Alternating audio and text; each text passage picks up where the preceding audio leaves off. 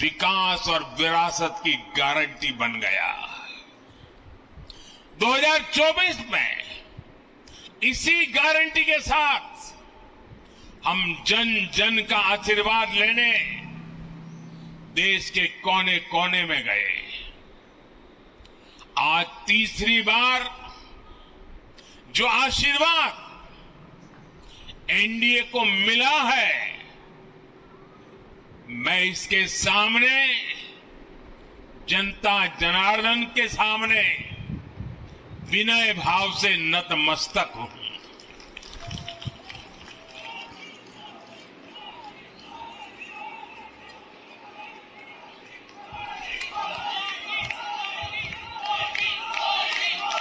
साथियों, आज का यह पल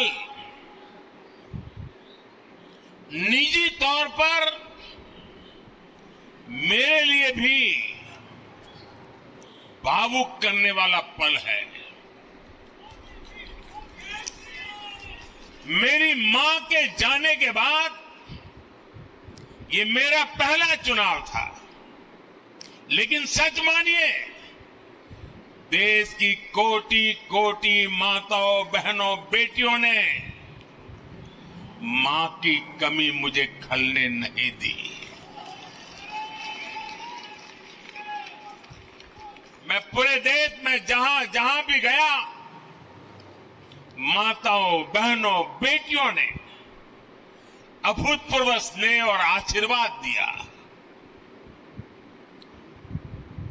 और यह आंकड़ों में नहीं दिख सकता है। देश के इतिहास में महिलाओं द्वारा वोटिंग के सारे रिकॉर्ड टूट गए। इस प्यार, इस अपनेपन को मैं शब्दों में बयान नहीं कर सकता। की प्रकृति ऐसी स्थिति की ओर इशारा करती है जहां भाजपा एनडीए पर संख्याबल में हावी होने के बावजूद अधिक सहमतिपूर्ण दृष्टिकोण अपनाना होगा, क्योंकि उसके सहयोगियों द्वारा प्राप्त संख्याबल ने गठबंधन को लोकसभा में आधे से अधिक सीटें दिला दी हैं। एनडीए की बैठक बुधवार को निर्धारित की गई है, जिसमें एनडीए के दो सबसे बड़े सहयोगी टीडीपी और जेडीयू ने अपनी उपस्थिति की पुष्टि की है। पार्टियों का भारत ब्लॉक भी बुधवार को नई दिल्ली में अपनी बैठक करेगा। निर्वाचन क्षेत्रवार वास्तविक समय अपडेट के लिए हमारे चुनाव परिणाम पृष्ठ पर जाएं। मुख्य अपडेट, कई हिंदी भाषी राज्यों में इंडिया गठबंधन की वापसी। प्रधानमंत्री मोदी ने एनडीए सहयोगी नीतीश और नायडू को धन्यवाद दिया। लड़खड़ाती शुरुआत के बाद भारत ब्लॉक अपने लक्ष्य के करीब पहुंच गया। दक्षिण में भाजपा के प्रयासों से मिले जुले नतीजे सामने आए। बिहार में नीतीश अपनी जमीन पर कायम किंग मेकर बनकर उभरे। टीडीपी ने कहा कि वह एनडीए के साथ रहेगी, इंडिया ब्लॉक को समर्थन से इनकार किया। ममता ने मोदी को सत्ता से बाहर रखने का वादा किया। भारत ब्लॉक बुधवार को पूर्व साझेदारों से संपर्क करने पर फैसला करेगा। जून 4, 2024 रात के 10:47। लोकसभा में कुल सीटों की संख्या कितनी है? नई संसद में लोकसभा के लिए बैठने की क्षमता 888 है। कुल 131 सीटें 24.03% अनुसूचित जाति 84 और अनुसूचित जनजाति 47 के प्रतिनिधियों के लिए आरक्षित हैं। सदन के लिए कोरम कुल सदस्यता का 10% है। लोकसभा जब तक कि जल्दी भंग न हो जाए, अपनी पहली बैठक के लिए नियुक्त तिथि से 5 साल तक कार्य करती रहती है। 2024 में चुनाव कौन जीता, बीजेपी या इंड? भारत के चुनाव आयोग ने 543 लोकसभा निर्वाचन क्षेत्रों में से 542 के लिए परिणाम घोषित कर दिए हैं, जिसमें भाजपा ने 240 सीटें और कांग्रेस ने 99 सीटें जीती हैं। लोकसभा में कुल कितनी सिम हैं? क्रम सम। सदन, राज्य लोकसभा सीट 21 ओडिशा 2122, पुडुचेरी 123, पंजाब 1324, राजस्थान 25। तेलंगाना, भाजपा और कांग्रेस ने 8-8 सीटें जीतीं। लोकसभा चुनाव के नतीजों में तेलंगाना में सत्तारूढ़ कांग्रेस और भाजपा ने 17 में से 8-8 सीटें जीतकर सम्मान साझा किया, जबकि के चंद्रशेखर राव के नेतृत्व वाली बीआरएस का सफाया हो गया। एआईएमआईएम अध्यक्ष असदुद्दीन ओवैसी ने हैदराबाद लोकसभा सीट बरकरार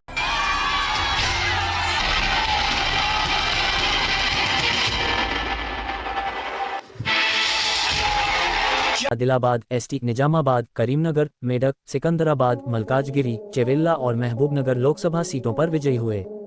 कांग्रेस के उम्मीदवार Peddapalli SC, Mahabubabad ST, Warangal SC, Bhongir, Khammam, Nalgonda, Nagarkurnool SC और जहीराबाद से जीते। तेलंगाना लोकसभा चुनाव से यहां पर जुड़े। कई हिंदी भाषी राज्यों में इंडिया गठबंधन की वापसी। भारत गठबंधन ने राजनीतिक रूप से महत्वपूर्ण हिंदी पट्टी के कई राज्यों में बड़ी वापसी की है, जिसमें इसके घटक समाजवादी पार्टी ने उत्तर प्रदेश में महत्वपूर्ण पुनरुत्थान दर्ज किया है तथा इस गठबंधन ने राजस्थान, बिहार, हरियाणा और झारखंड में लगातार प्रगति की है। हालांकि प्रधानमंत्री नरेंद्र मोदी की भाजपा नीति गठबंधन लगातार तीसरी बार सत्ता में आने के लिए तैयार है, लेकिन विभिन्न एग्जिट पोल के पूर्वानुमान के अनुसार उसे भारी बहुमत नहीं मिलेगा। नतीजों और रुझानों के अनुसार राष्ट्रीय जनतांत्रिक गठबंधन को 291 लोकसभा सीटें मिलती दिख रही हैं, जबकि भारतीय राष्ट्रीय विकास समावेशी गठबंधन को 234 सीटें मिलने का अनुमान है। प्रधानमंत्री मोदी ने एनडीए सहयोगी नीतीश और नायडू को धन्यवाद दिया। प्रधानमंत्री नरेंद्र मोदी का 4 जून 2024 को नई दिल्ली स्थित भारतीय जनता पार्टी भाजपा मुख्यालय पहुंचने पर समर्थकों द्वारा स्वागत किया गया। Photo credit AP। लगातार तीसरी बार पदभार ग्रहण करने की तैयारी कर रहे प्रधानमंत्री नरेंद्र मोदी ने विकसित भारत के निर्माण के लिए सभी राज्यों के साथ मिलकर काम करने का संकल्प लिया, चाहे सत्ता में कोई भी पार्टी हो। 2024 के लोकसभा चुनाव के नतीजों के बाद अपने पहले भाषण में श्री मोदी ने तीसरे कार्यकाल के लिए अपना विजन पेश करते हुए कहा कि यह बड़े निर्णयों का कार्यकाल होगा और मुख्य जोर भ्रष्टाचार को जड़ से उखाड़ने पर होगा। उन्होंने आंध्र प्रदेश और बिहार में चुनावी सफलता के लिए अपने एनडीए सहयोगियों टीडीपी सुप्रीमो चंद्रबाबू नायडू और बिहार के मुख्यमंत्री नीतीश कुमार को भी धन्यवाद दिया। ओडिशा में भाजपा ने 9 सीटें जीती, 10 पर आगे चल रही है। भारतीय चुनाव आयोग के अनुसार ओडिशा में भाजपा ने 9 लोकसभा सीटें जीती हैं और 10 अन्य निर्वाचन क्षेत्रों में आगे चल रही है। आयोग ने बताया कि बीजेपी जाजपुर लोकसभा सीट पर आगे चल रही है, जबकि कांग्रेस कोरापुट लोकसभा सीट पर जीत मिली है। ओडिशा में 21 लोकसभा सीटें हैं। शिवराज सिंह चौहान विदिशा से 8 लाख से अधिक वोटों से जीते। भाजपा नेता शिवराज सिंह चौहान ने मध्य प्रदेश के विदिशा लोकसभा क्षेत्र से अपने निकटतम प्रतिद्वंदी कांग्रेस को 8,21,408 मतों से हराया। मध्य प्रदेश के पूर्व मुख्यमंत्री को 11,16,460 वोट मिले, जबकि 2 बार सांसद रह चुके कांग्रेस के प्रताप भानु शर्मा को 2,95,052 वोट मिले।